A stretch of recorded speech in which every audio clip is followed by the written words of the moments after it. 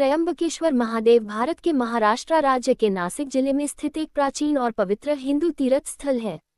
ये भगवान शिव को समर्पित है और यह स्थान 12 ज्योतिर्लिंगों में से एक माना जाता है।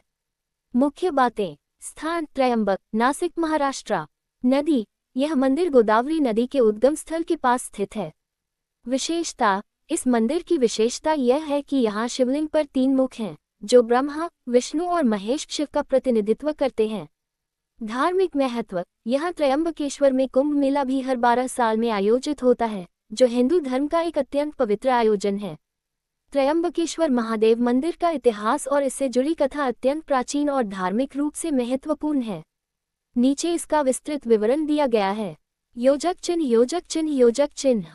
त्रयंबकेश्वर महादेव का इतिहास। यह मंदिर नासिक जिले के त्रयंबक नामक स्थान पर स्थित है और इसे भगवान शिव के 12 ज्योतिर्लिंगों में से एक माना जाता है। वर्तमान मंदिर का निर्माण पेशवा बालाजी बाजीराव ने 18वीं सदी में करवाया था। मंदिर का निर्माण काले पत्थरों से हुआ है और यह वास्तुशिल्प की दृष्टि से अत्यंत सुंदर एवं भव्य है।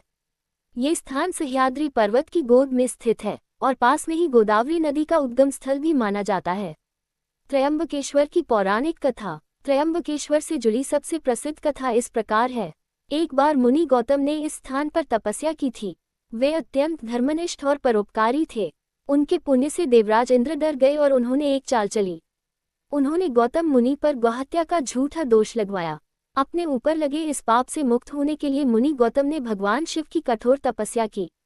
भगवान शिव उनकी तपस्या से प्रसन्न होकर प्रकट हुए और उन्होंने मुनि गौतम के कहने पर वहां गंगा को बुलाया, जो आगे चलकर गोदावरी नदी के रूप में जानी गई।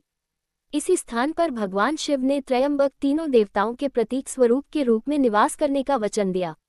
भगवान शिव ने स्वयं को वहां स्थापित किया और तभी से यह स्थान त्रयंबकेश्वर ज्योतिर्लिंग कहलाया। विशेष तथ्य, त्रयंबकेश्वर के शिवलिंग में 3 मुख हैं, ब्रह्मा, विष्णु और महेश। यह एकमात्र ज्योतिर्लिंग है जहां शिवलिंग स्वयं क्षय घिसताक होता है, जिसे पापों की अधिकता का प्रतीक माना जाता है। यहाँ केवल पुजारियों का विशेष वर्ग पुंडित की पूजा कर सकता है। एक बार महर्षि गौतम के तपोवन में रहने वाले ब्राह्मणों की पत्नियां किसी बात पर उनकी पत्नी अहिल्या से नाराज हो गईं। उन्होंने अपने पतियों को ऋषि गौतम का अपमान करने के लिए प्रेरित किया। उन ब्राह्मणों ने इसके निमित्त भगवान श्री गणेश जी की आराधना की।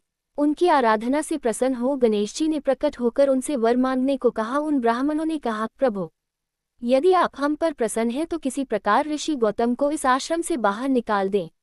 उनकी यह बात सुनकर गणेश जी ने उन्हें ऐसा वर न मांगने के लिए समझाया, किंतु वे अपने आग्रह पर अटल रहे। अंततः गणेश जी को विवश होकर उनकी बात माननी पड़ी। अपने भक्तों का मन रखने के लिए वे एक दुर्बल गाय का रूप धारण करके ऋषि गौतम के खेत में जाकर रहने लगे। गाय को फसल चरते देखकर ऋषि बड़ी नरमी के साथ हाथ में तृण लेकर उसे हाँकने के लिए लपके। उन तृणों का स्पर्श होते ही वह गाय वहीं मरकर गिर पड़ी। अब तो बड़ा हाहाकार मचा। सारे ब्राह्मण एकत्र हो गोहत्यारा कहकर ऋषि गौतम की भर्त्सना करने लगे। ऋषि गौतम इस घटना से बहुत आश्चर्यचकित और दुखी थे। अब उन सारे ब्राह्मणों ने कहा कि तुम्हें यह आश्रम छोड़कर अन्यत्र कहीं दूर चले जाना चाहिए। गोहत्यारे के निकट रहने से हमें भी पाप लगेगा। विवश होकर ऋषि गौतम अपनी पत्नी अहिल्या के साथ वहां से 1 कोस दूर जाकर रहने लगे, किंतु उन ब्राह्मणों ने वहां भी उनका रहना दूभर कर दिया। वे कहने लगे, गो हत्या के कारण तुम्हें अब वेद पाठ और यज्ञादि के कार्य करने का कोई अधिकार नहीं रह गया। अत्यंत अनुनय भाव से ऋषि गौतम ने उन ब्राह्मणों से प्रार्थना की कि आप लोग मेरे प्रायश्चित और उद्धार का कोई उपाय बताएं।